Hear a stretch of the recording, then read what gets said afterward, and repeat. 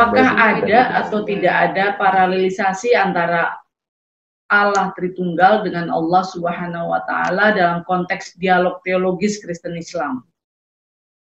Begini, kalau ya kesebutan Allah Subhanahu wa Ta'ala itu kan seperti sebutan bahasa Arab ya.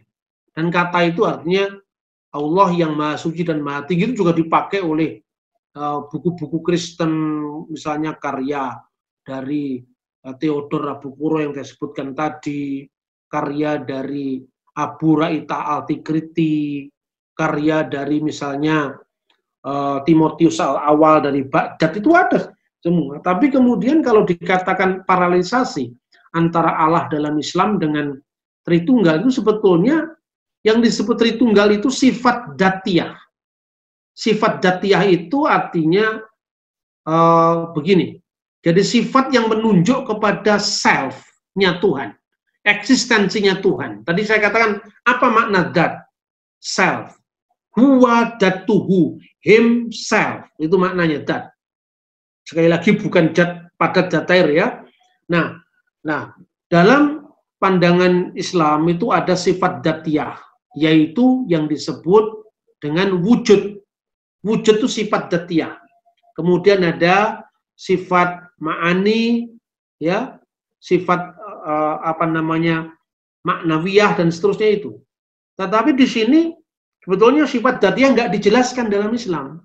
Dalam 20 sifat Tuhan itu kan sifat datiyah yaitu wujud. Yang lain-lain itu sifat yang menunjuk pada deskripsi tentang wujud. Allah itu ada, ya wujud itu sifat datiyah. Seperti apa adanya? Adanya berbeda dengan adanya makhluk. Ya, mukhalafatul lil khawadis. Adanya tidak diadakan oleh orang lain, tidak bergantung dengan yang lain. Yamuhu binafsihi. Kan itu kan? Dia serba esa, maha esa. Dia bakhok. Dia kidam, tak berpermulaan, kekal tak berakhir, berbeda dengan ciptaannya, berdiri sendiri, dan esa. Sifat-sifat ini kan menjelaskan sifat yang wujud tadi, atau sifat eksistensial tadi, atau sifat datiyah tadi. Nah di Kristen, sifat datiyah itu dinyatakan, diwahyukan, diwedarkan.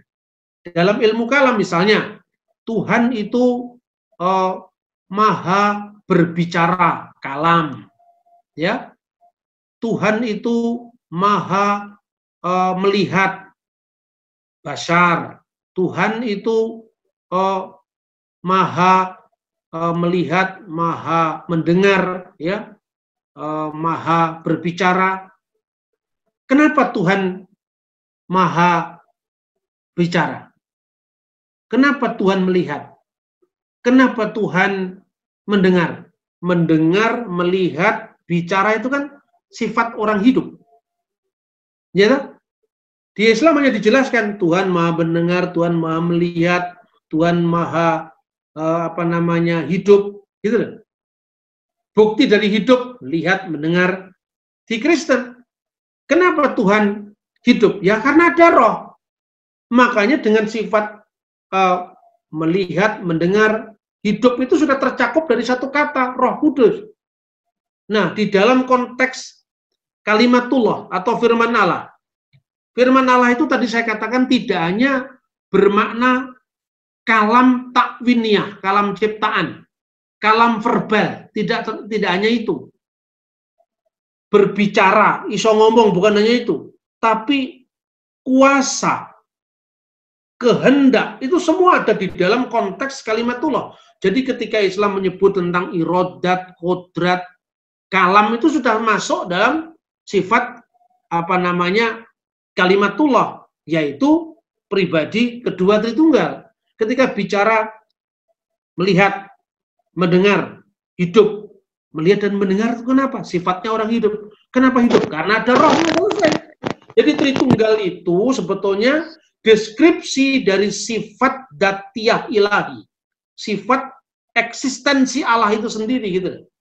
Nah, kalau yang disebut misalnya maha kuasa, maha ini, maha itu kan sifat fi'liyah, sifat perbuatan.